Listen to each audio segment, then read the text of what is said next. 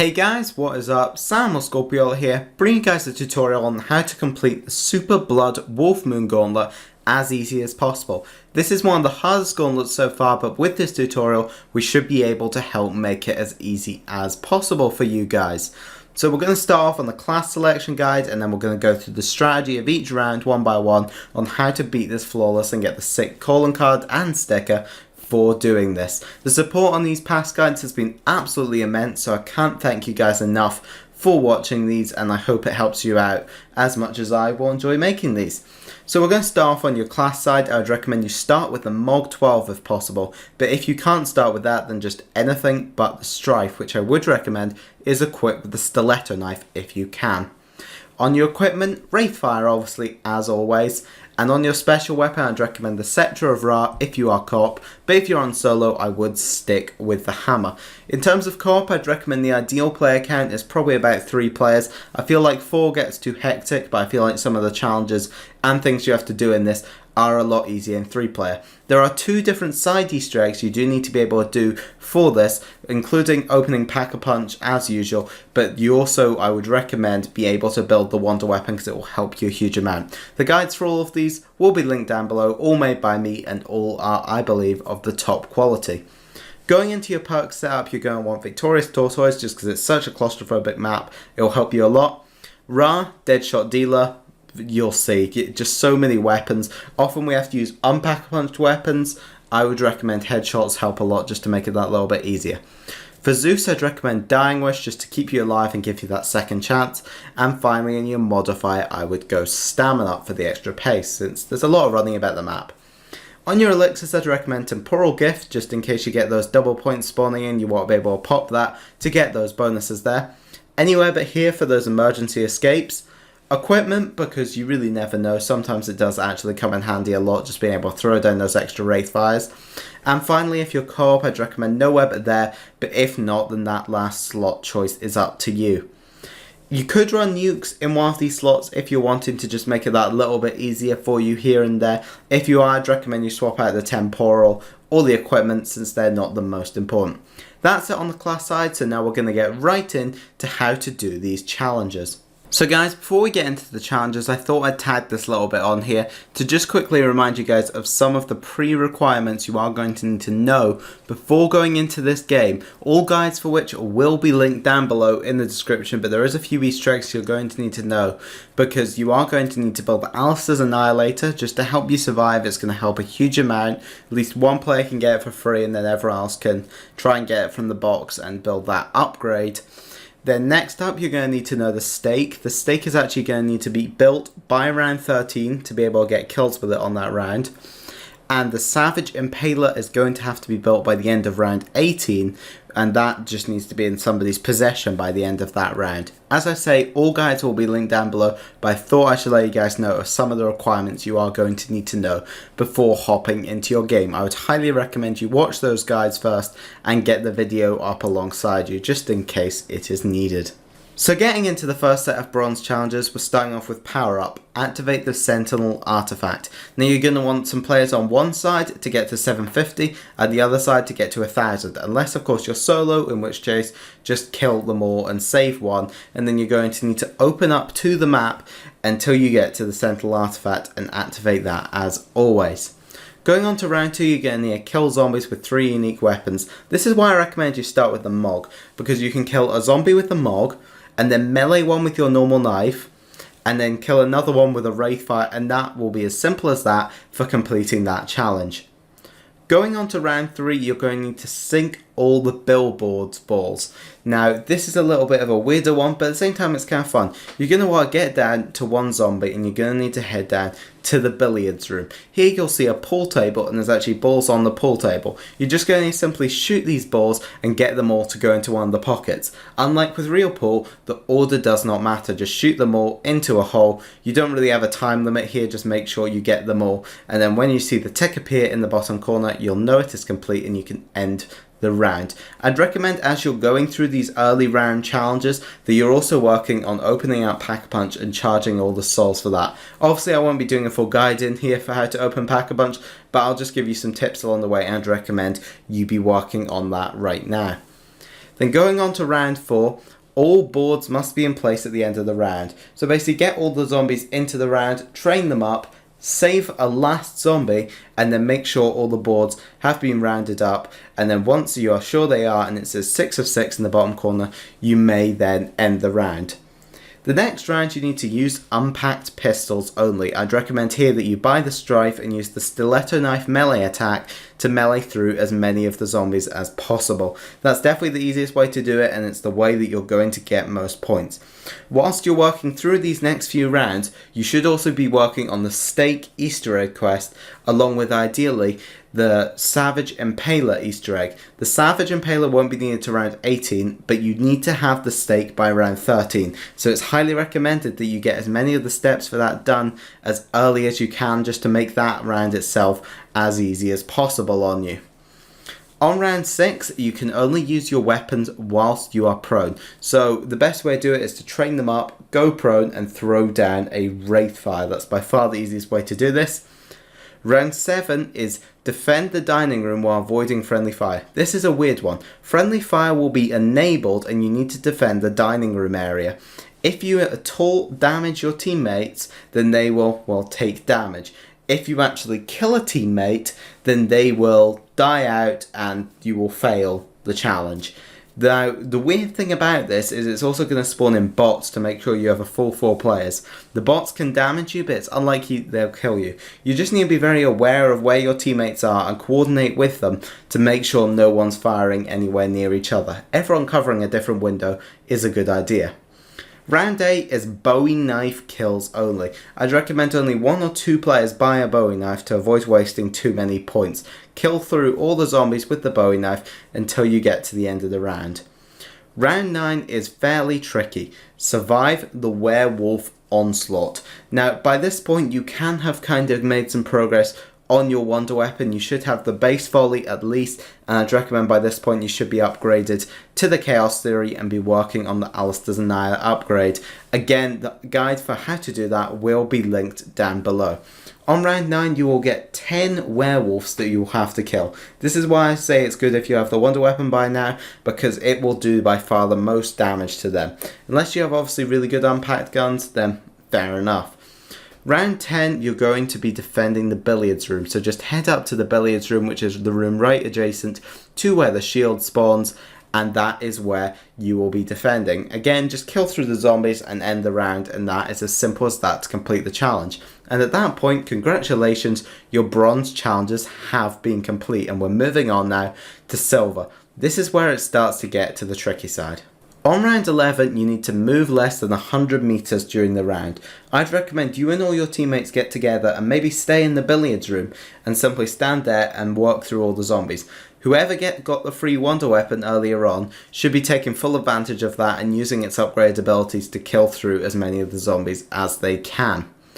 Going on to round 12, all players must possess a packed Koshka by the end of the round. This is a very weird one, so you need to be saving points as you are going along. You need to go and buy the Koshka from its spawn here, as you see on screen, inside the forest, and then take it down and pack punch it. It is a 4k points war buy, so in total you're going to need to have saved 9k by this point. Round 13 is the big one where you need to have the stake. Each player needs to get 25 kills with it. There will obviously be enough zombies spawned in to do that, but it is going to be a lot more helpful for you if you have your stake already done by this point. It is slightly possible to scrape completing in the vampire kills in this round, but it's much easier to do if you have already got that built by this point. Once you've done that, you will then be going on to round 14 after you have ended the round.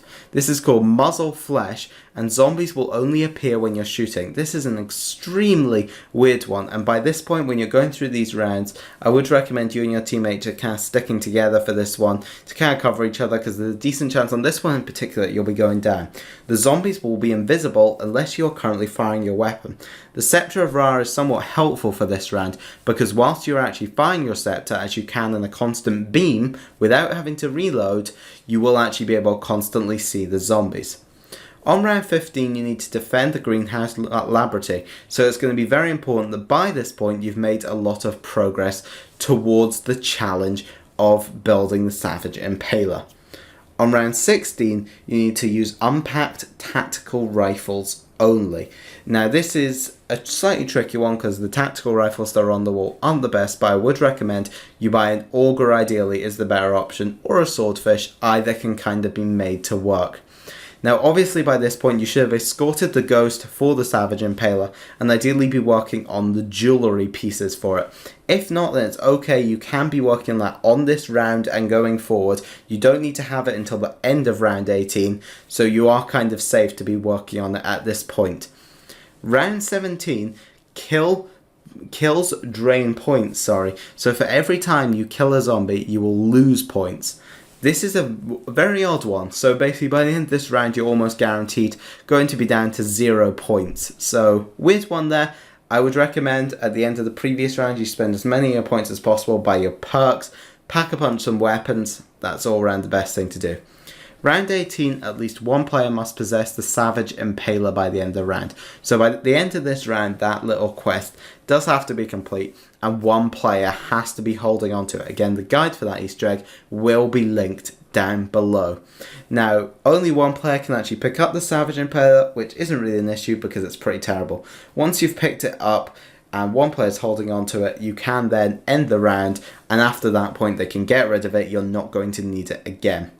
Round 19, Phantom Pain, is to stay close to the ghost or take damage. So as long as you're at a range from the ghost, you will be taking damage. So you'll see a marker come up on your screen to indicate to you where the ghosts are. You need to go to this ghost and follow it around the map and proceed through the round in that way. Otherwise you will be taking a fairly decent amount of damage. So just stay by it and you'll be all round fine. After a while the ghost might despawn, but don't worry, it'll give you a countdown and it'll show you where it's respawned and you just need to go and find it. On round 20 is put a cork on it and you defend the wine cellar. This is quite a claustrophobic area, but it shouldn't really be too bad, particularly if you do have a player with that Alistair's Annihilator who can be doing shots with that all over the place. Another player can actually get the Alistair's Folly from the mystery box, and when they have that, they can actually build it into the Annihilator upgrade should they so choose. I would highly recommend you try and get at least another player that actually has that wonder weapon on them. It helped us a lot in our game.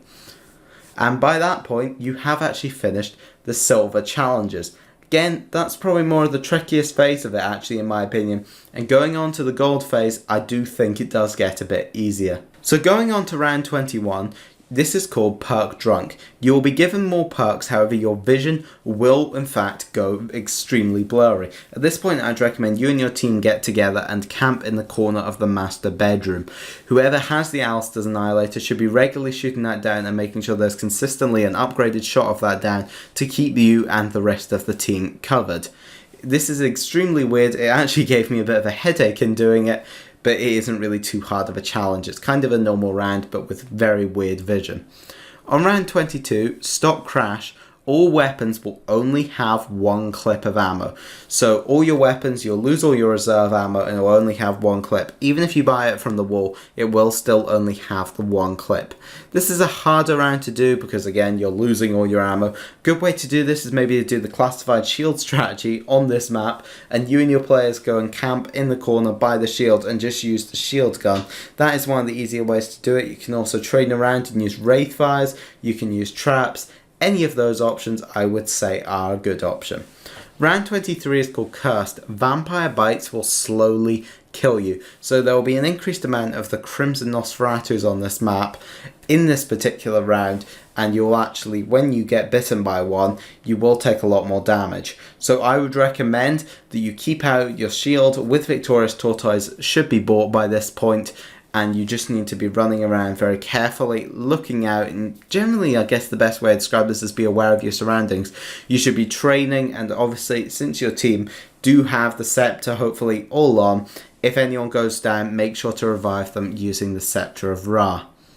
Going on to round 24 is Scope It Out. Use an unpacked sniper rifle only. Now again, you're going to need to be going and rebuying the Koshka from in the forest, except this time you can only use it in its unpack-a-punch state. Again, it's still 4,000, it's bought in the forest. Each player will probably be training up. Do not try and camp for this, well, that will not go well. Just try and train up and then take advantage of that Deadshot dealer to auto-aim to the head, and it should be one-shotting them almost all the time. On round 25, you need to defend the mausoleum. This is the area up the back of the graveyard. You and your whole team need to go and stand up the back of there. And again, this shouldn't be too hard. Take advantage of your wonder weapon. Take advantage of the trap that you can build there if you find a fire core. And just, well, train around and end the round. Round 26 is called Reroll. This is one of the more fun challenges where your perk alters will be disabled and all your perks will in fact be replaced with random ones. This really won't affect you too much, it's just more of a fun thing. As you see, I have like Winter's Wail, Ethereal Razor, Mule Kick, which obviously won't help me out at all, but it's just a fun little one that basically takes away your perks and messes things up a bit for you. 27 is a Nosferatu Onslaught. This basically plays out as a normal round, except there will be a lot of extra Nosferatus. This shouldn't really be too bad for you, to be honest. Recently with this update, the amount of Nosferatu spawns on Dead of the Night was massively reduced, so this round doesn't feel too different to how it was in its old state. On round 28, this challenge is called Bankrupt. By the end of the round, you have to have less than 1,000 points. This can be a tricky one if your players have been stockpiling points the whole way. I guess the best way to do this, if you just need to throw away points, if you have a mass of them built up, make sure you have all your perks, then just start throwing points into repacking your weapon as much as you can until you've got the best abilities on it you can. Make sure you repair your shield, and if you've still got too many, just keep throwing your weapon in the Pack-a-Punch machine until it is out. If you need to drop a few last points, then a good way to do that would be to just go about taking fast travels. Buying the mystery box is of course a good way to do this. Another good way you could actually do this by the end of the round is I would recommend that you and your team, the weapons you're pack-a-punching at this point, you need to buy and pack-a-punch an Auger DMR and an ICR. That will in fact be the next challenge. I'd recommend you buy both of those weapons on this round and take advantage of using those points to get them pack-punched up as much as possible to make the next two rounds as easy as possible. So obviously I've just explained round 29. Just by the end of that round you need to possess both those weapons. It doesn't have to be pack-a-punch if you don't want to. So in theory you could stick with your weapons there and just replace them out, but I'd say the easiest way is to just pack those weapons and then to go in to the final fight, being the main event, which is just to defend the main hall. This is probably the main training spot of the map, so this one shouldn't be too hard. But you'll have werewolves, Nosferatus, and lots of zombies, so it can get a little bit on the tricky side. I believe the way they wanted to give you the Auger and the ICR is because they want to put two weapons that are massively far reach away from the main hall. The Auger can be found off in the mausoleum area near the graveyard, whereas the ICR can be found down at the greenhouse in the side of the main laboratory area. So both of those weapons are very far away, so you're just going to be defending the main hall, kill through all the zombies, use your Wraith Fires, your special, because this is the final shebang, and once you have done that, you have beaten the Gauntlet. Congratulations, you've done it, the Gauntlet is over, you are free. I personally did not find this to be my favourite Gauntlet by any means, but I did find it a bit fun playing with my team, Greg FPS, Adil, and DK Dynamite. Shout out to all of them. And yeah, once you've got this, you'll get a cool wee sticker. I do really like the sticker with the moon and the wolf. I think it looks really, really nice. And you do also get a cool wee calling card for each of the tiers. So yeah guys, that's going to wrap up this video. I hope it has helped you out. If it has, make sure to like, comment and subscribe. I'll see you on more Black Ops 4 Zombies videos. Bye!